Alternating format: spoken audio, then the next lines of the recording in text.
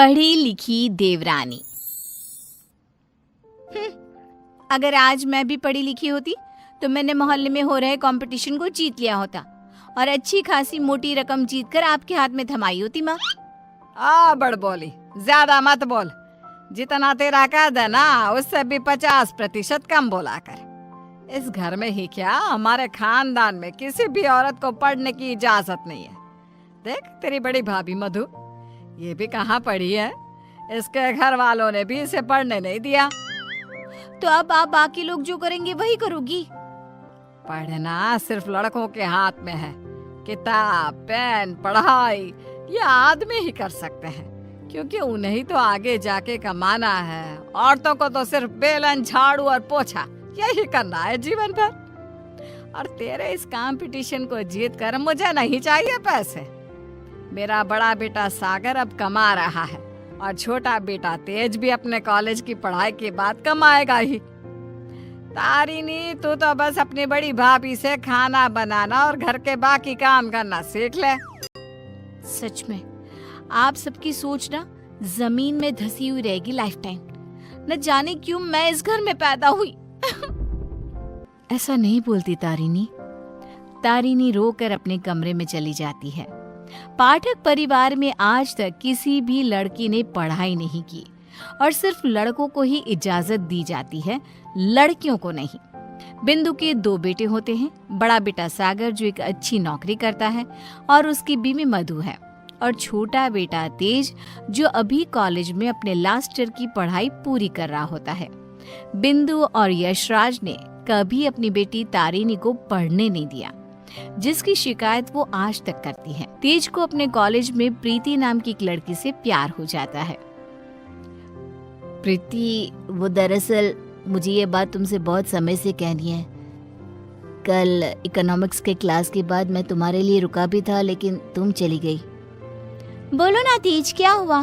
क्या कहना है तुम्हें? प्रीति, मुझे तुमसे प्यार हो गया है। क्या तुम मुझसे शादी करोगी? देखो, हम पिछले 5 साल से एक दूसरे को जानते हैं। आई नो तेज, जैसे तुमने अपनी जज्बातों को मन में छुपा के रखा, वैसे मैंने भी छुपाया। मैं भी तुमसे प्यार करती हूँ, लेकिन मैं तुमसे शादी कैसे कर पाऊंगी? क्यों? कौन रोक रहा है हमें? जहाँ तक मुझे पता है, हमारे शहर में लड़कियों को पढ़ने नहीं देते, ना ही पढ़ी लिखी लड़कियों से शादी करवाई जाती है। तुम्हारी बहन तारिणी भी नहीं पढ़ पाई ना अब तक। आई नो, फिर तुम्हारी माँ कैसे मानेंगी? तुम इस सब की चिंता मत करो। I'll fix that all। बस भरोसा और हिम्मत रखो। तेज घर जाकर अपने माता पिता बिंदु और यशराज से बात करता है इस बारे में, और प्रीति के बारे में जानकर बिंदु और यशराज कहते हैं, तू बोरा गया है क्या लल्ला?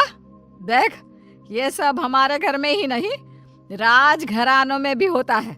अब प्रीति के माँ बाप होंगे फिर फुरी, लेकिन हम नहीं। हाँ बेटा, ये शादी कतई नहीं हो सकती।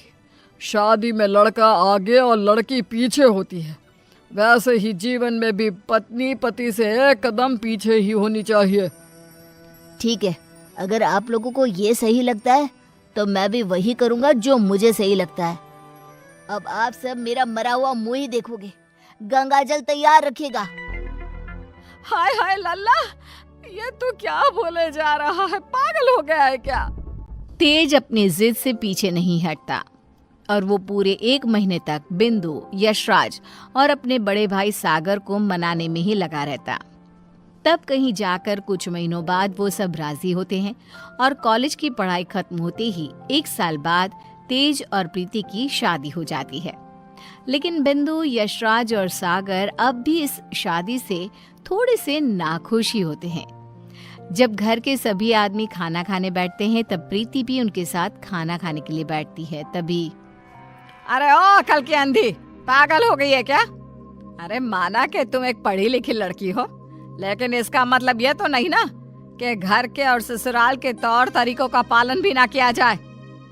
खाना पहले घर के आदमी खाते हैं और फिर औरतें खाती हैं, दोनों एक साथ नहीं बैठे, समझ गई? लेकिन मम्मी जी, ऐसा क्यों? मेरा मतलब खाना तो सबका एक ही होता है ना, तो सब अलग अलग बैठकर क्यों खाए? प्रीति, तुम चलो ना रसोई में, चलो, सबके लिए कटोरी में खीर परोसनी है। लेकिन मधु दीदी। प्रीति, माँ और मधु जो कह रही हैं वो सब सुनो। तेज, अपनी बीवी को कुछ समझाओ। प्रीति, प्रीति गुस्से से उठकर रसोई में चली जाती है और मधु के साथ खीर को कटोरियों में परोसने में लग जाती है। प्रीति, हम इस घर की बड़ी बहू हैं, उसके बावजूद भी हमें हर मामले में, हर काम में पीछे रखा जाता है, जूती की नोक पे रखा जाता है, क्योंकि हम पढ़े लिखे भी नहीं हैं। अब सोचो, हम बड़ी बहू होकर भी हमारा ये हाल है, तो तुम्हारे साथ क्या क्या होगा? मधु दीदी, आप पढ़ी लिखी नहीं हो, इसमें आपकी कोई गलती नहीं है, लेकिन ये जो कुछ भी हो रहा है ना, आदमी और औरत का भेदभाव, ये सब बहुत ही बेकार और इलॉजिकल है। आज दुनिया कहां से कहां पहुंच गई है। आज के जमाने में औरत आदमी के साथ कदम से कदम मिलाकर चलती है। खैर, अब हम और कर भी क्या सकते हैं, लेकिन हम अपने आप को बहुत भाग्यशाली मानते हैं। क्यों मधु दीदी? क्योंकि हमारी एक पढ़ी लिखी देवरानी जो है। हाँ, आपको पता है मधु दीदी, आप ना बहुत क्यूट हो, आपको किसी की नजर ना लगे।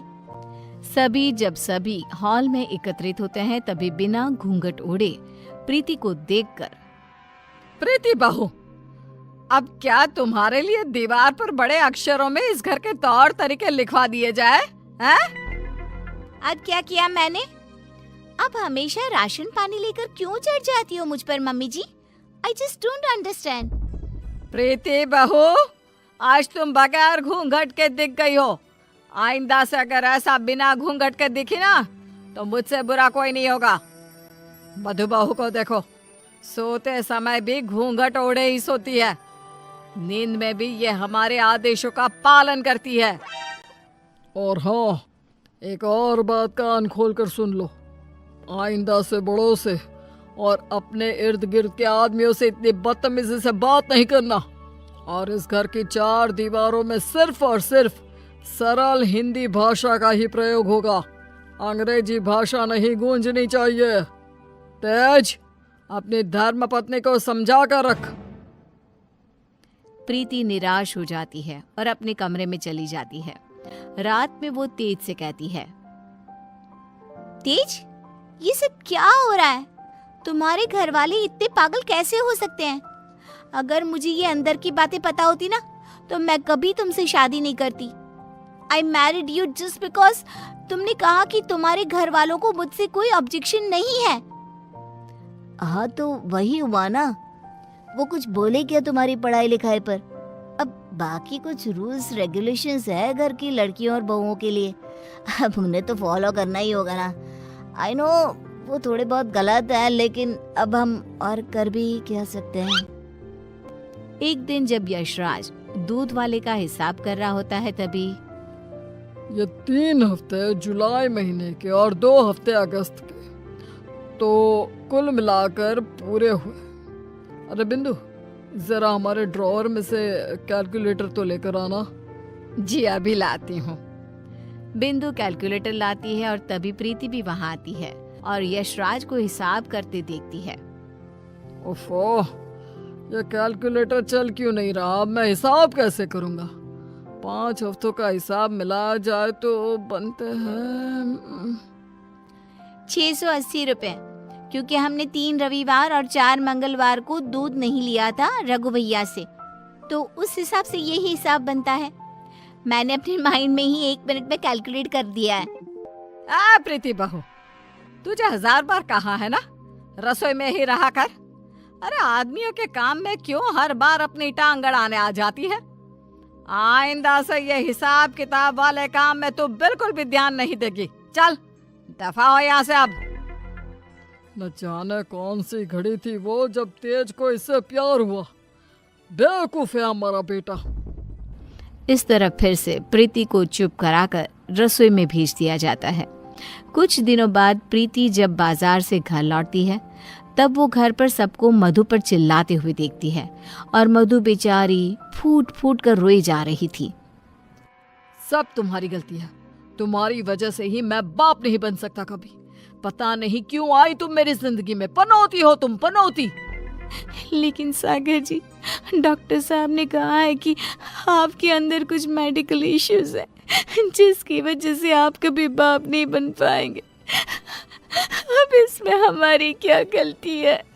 ओए मधु, ज्यादा ऊंची आवाज से बात मत कर। वही तो। प्रीति से अपना गुस्सा कंट्रोल नहीं किया जाता और वो तुरंत अंदर आकर चिल्लाती है, बस, आप सबको ये क्या हो गया है? जब डॉक्टर ने कहा है कि कमी सागर भैया में है तो मधु दीदी को क्यों सुनाना? वो क्यों सहे? सारे ताने, सारी डांट, सारी गलती मधु दीदी की कैसे हो गई? ए मास्टरनी, तो चुप ही रहा कर। वो कहते हैं ना, एक गंदी मछली पूरे तालाब को और बाकी मछलियों को खराब कर देती है। तू ना वैसी ही है। तेरी वजह से ही ये मधु बहू भी उल्टा बोलना सीख गई है। नहीं माँ, ये सरासर गलत है। गलती सागर भाई की है। नहीं, मधु में ही कोई दोष है। हमारे बेटे सागर में कोई दोष हो ही नहीं सकता। ये मनहूस मधु कुंडली मारकर बैठ गई है हमारे सागर के जीवन में।